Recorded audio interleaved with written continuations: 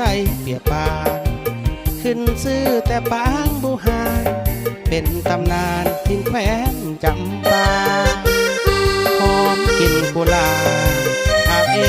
มาลาบุพาลำสร้างเรียนดอกจำปาเสน่ห์หอมหาหอมหวนชื่นใจหากใครได้เห็นคงเป็นบุญวาสนาน้ำไหลใสเย็นกุหลาบงามสง่าไม่ตีน้ำใจ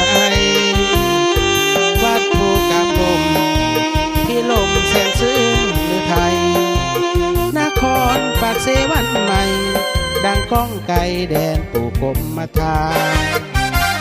เชิญมาแวะยามความงามปากเสแห่งนี้หักสายของประเพณีซึ่งลือดีมูลขังติดตา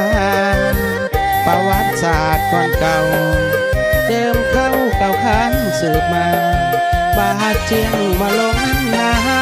เล่ากันมาแต่ปางปฐมเขตแขนภาคใต้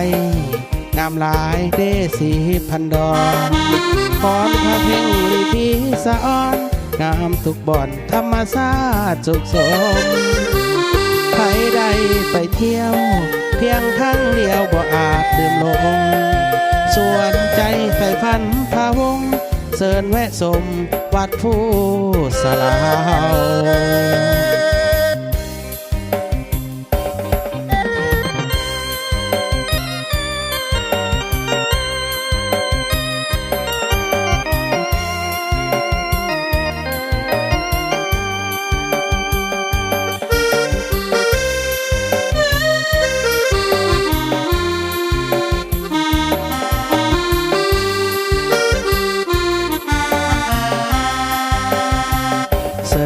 มาแวะยามความงามปากเสแห่งนี้หักสาเหตุของประเพณีซึ่งลือดีมูลขังติดตาประวัติศาสตร์ก่อนเก่าเดิมเข้าเก่าขานสืบมาป่าเชียงมาลงนั้นนาเล่ากันมาแต่ปางปฐมเขตแขนภาคใต้งามหลายเดสีพันดอน